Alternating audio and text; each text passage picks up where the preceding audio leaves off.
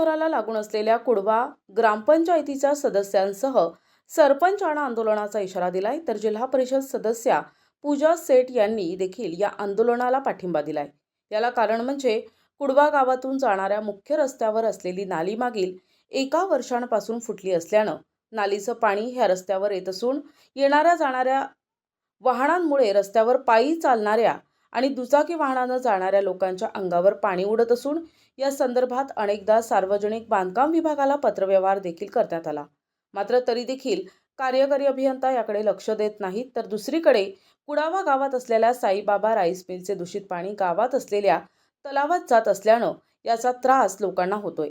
तर गावात शेजारी असलेल्या ग्रामपंचायतीच्या जमिनीवर एका लेआउट मालकानं शासकीय जमिनीवर कब्जा केलाय। या संदर्भात अधिकाऱ्यांना अनेकदा पत्रव्यवहार झाला, मात्र अधिकारी याकडे लक्ष देत नसल्यानं शेवटी पत्र परिषद घेत कुडवा ग्रामपंचायतीनं आंदोलनाचा इशारा दिलाय। त्यामुळे ही बातमी प्रकाशित झाल्यावर येत्या 8 दिवसात अधिकाऱ्यांना जागणं आल्यास आणि कुडवा गावात असलेल्या समस्यांना सोडविल्यास जिल्हाधिकारी कार्यालयासमोरच सर्व सदस्य आणि सरपंच, जिल्हा परिषद सदस्य आंदोलन करतील असा इशारा पत्रकार परिषदेच्या माध्यमातून देण्यात आलाय।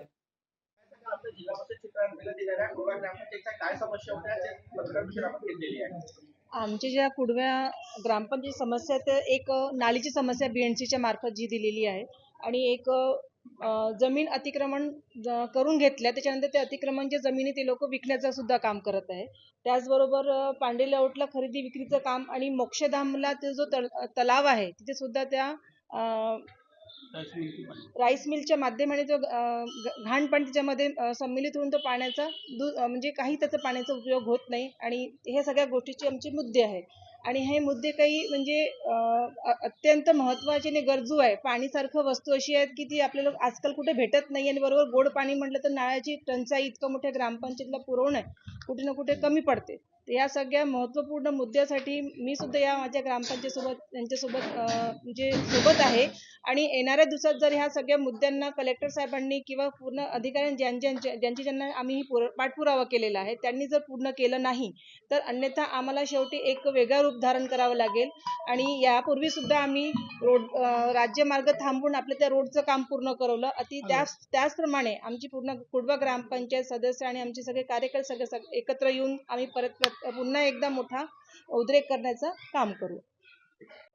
सर काय सांगाल, कुठल्या मागण्यांना घेऊन आजची पत्रकार परिषद होती आणि यापुढचं पाऊल काय राहणार आहे आपलं? आता आमचा पाऊल तोच राहणार आहे। जिल्हाधिकाऱ्यांना आता आपण त्यांच्या समोर सर्व भेटून त्यांना निवेदन देणार आहोत की सर आमच्या 8 दिवसात हा सगळे आमचे जे मागण्या आहेत हे पूर्ण झाल्या पाहिजे, नाहीतर आम्ही लबानेला नाही सोडणार आणि कलेक्टर साहेबांच्या समोरच आता उपोषणाला बसणार। कारण की आम्ही त्यांनी ज्यांनी अतिक्रमण केले होते त्यांचे 3 ते 4 वेळा मतलब ते फेकून झाले होते, परंतु त्यांनी आणखी घर बसवल्याबाबत आम्ही तहसीलदारांना निवेदन दिले। तहसीलदार म्हणते मी कलेक्टरकडे पाठवतो। आतापर्यंत म्हणजे 6 ते 7 महिने झालेले आहेत। राईस मिलचा जो विषय ठेवला तो काय विषय आहे? राईस मिलचं पाणी तो आमच्या तलावामध्ये येतो, तिथे आमचे अंतिम संस्कार होतात लोकांचे आणि त्या पाण्याने आंघोळ करण्यात येते, परंतु तो पाणी असा गलिच्छ राहते की तिथे म्हणजे हातही टाकता येत नाही। त्या कारणाने आम्ही त्या मिलवाल्याला 2-3दा सांगितलं, तो आमच्या समोर ते चालू करून दाखवते पाणी स्वच्छ जा रहा है, पाणी स्वच्छ जा रहा है म्हणून, पण पाणी स्वच्छ काही जात नाही। हे पाणी आमच्या शेतीलाही जातात, ते पाणी शेतीला नुकसान होतं। आम्ही ते प्रदूषण विभाग, कलेक्टर यांना सगळ्यांना दिलेली आहे, सगळ्यांना दिलेली आहे, परंतु काही होत नाही।